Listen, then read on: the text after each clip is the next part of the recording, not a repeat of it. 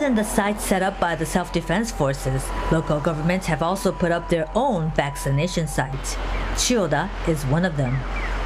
The central government has been calling for the inoculation of elderly residents to begin in April. But it was only in May that Chiyoda Ward has been able to receive vaccines. Officials said the start hasn't been as smooth as they had hoped. 集団接種を経験していないということで、全く一からの手探りというのがあります。会場をどこにするかというのもありますし。She chose the hall in the ward office as one of 5 mass vaccination sites for Chiyoda. Supporting the inoculation is the medical team of the local Kudanzaka Hospital.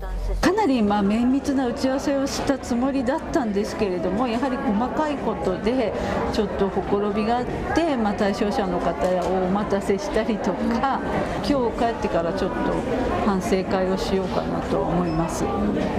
The government had previously said it aims to vaccinate all people 65 and older who wish to get vaccinated by the end of July. 若い方たちやなんかまだ打ってないんで、今まで通りのね、用心した生活をね、やはりある程度続けようと思うんです。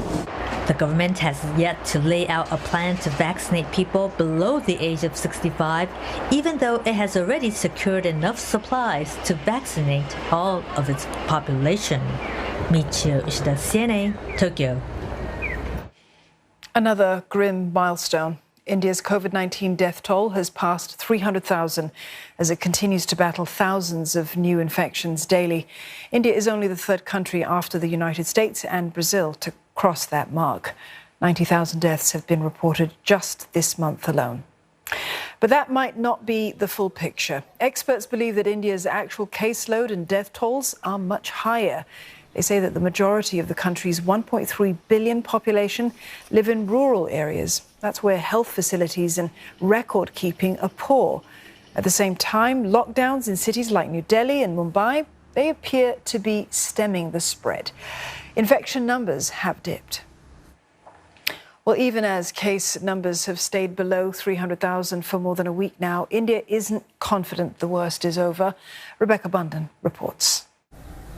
Well, it's certainly encouraging to see these numbers dipping a bit to just over 222,000 cases in the past 24 hours in terms of confirmed COVID-19 infections, although those numbers are still incredibly high. But compared to a couple of weeks ago when India was seeing more than 400,000 cases a day officially, that is a significant drop. But there are a couple of issues to be considered here. One is that the number of deaths are still incredibly high. They're still at around record levels with more than 4,400 deaths recorded in the past 24 hours, according to those official figures from the Ministry of Health.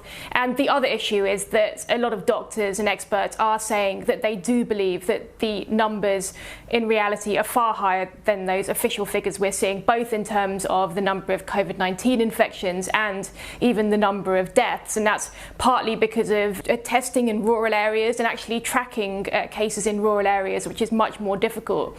And the virus has spread very rapidly in rural parts of India, and it has become difficult to even track those cases, to do enough testing there. So really there are these concerns that there are a lot of instances that may be going unrecorded. So nobody wants to get too comfortable yet, and even there are concerns that there could be things that could even trigger another surge in cases. For example, government officials are quite alarmed by the fact that farmer unions have called for a nationwide protest to take place on Wednesday, and they're concerned that if there are those kind of events where a lot of people may gather, these kind of things could become super spreader events. So there are still concerns that the cases could still be very much higher than the numbers we're seeing, and that there could be instances that could trigger even more cases. So really authorities are still very concerned about the situation.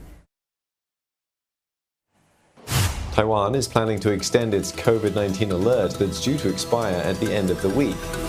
Despite tighter social restrictions, cases have continued to rise. Taiwan has added 590 new infections.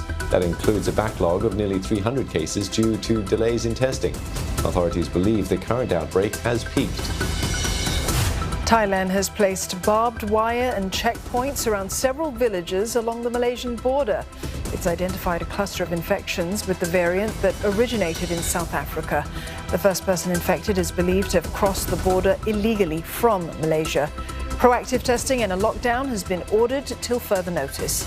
About a dozen villages are expected to be isolated. China has launched an investigation into the deaths of 21 runners during an ultramarathon. The runners died after a cold spell hit a high-altitude section of a race in Gansu province. The incident has sparked outrage on Chinese social media. Organizers had apparently ignored extreme weather warnings. Temperatures reportedly plunged to as low as minus 24 degrees Celsius. Some runners were only wearing t-shirts and shorts. Insulation blankets were shredded by strong winds. Many were left unconscious, while others were seen foaming at the mouth. The victims include many elite Chinese marathon runners. China's top sports body has vowed to tighten safety rules for all events. Still to come, women's group Aware calls for a study on men to promote healthy masculine norms. Plus a look at how the Women's Charter has evolved over 60 years and how it can remain relevant.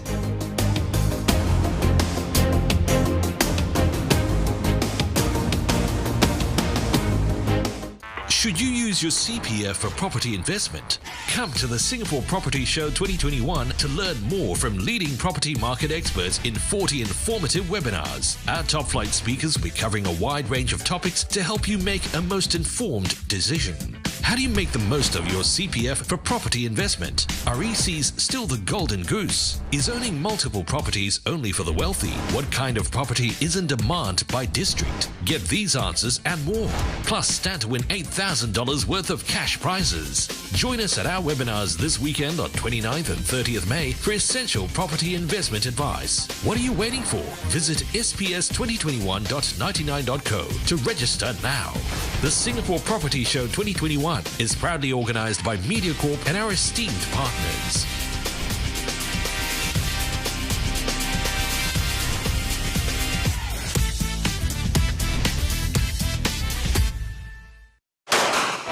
There was a huge manhunt for this man. Podcast producer Rovik Roberts investigates a mysterious murder from the past. This is a spicy case. Spicy. To understand how Singapore turned from a city of vice. Singapore was a Chicago of the East. Clashes and shootings were rampant. Into one of the safest in the world. When the caning started, holy smoke, it was a game changer. Into the Vault 3, Wednesday on CNA. He's just looking at us with his eyes wide open. Oh, it's so cute. I'm Shushan, and in this series, I'll be tracking into hidden parts of Singapore. Oh my God, treacherous! To find out what's being done to save our biodiversity. Every animal plays a significant role. And if we're running out of time.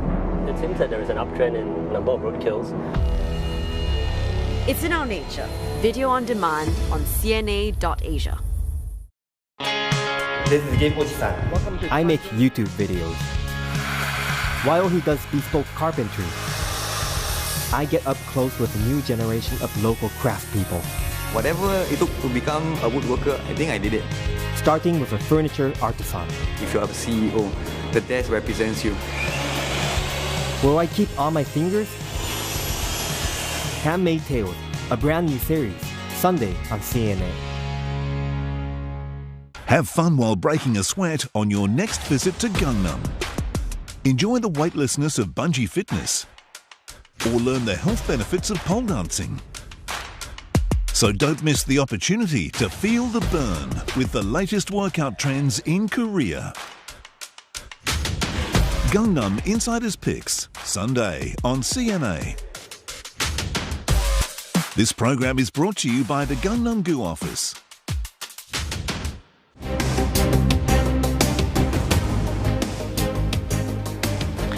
The head of women's group Aware says that the current review of women's issues in Singapore should take into account how to inculcate positive masculine norms in men. One suggestion is that a study on men and boys be commissioned to promote such norms. 2021 has been declared the year of celebrating SG women. We need to understand masculinity in Singapore and we need to understand its implications on gender equality,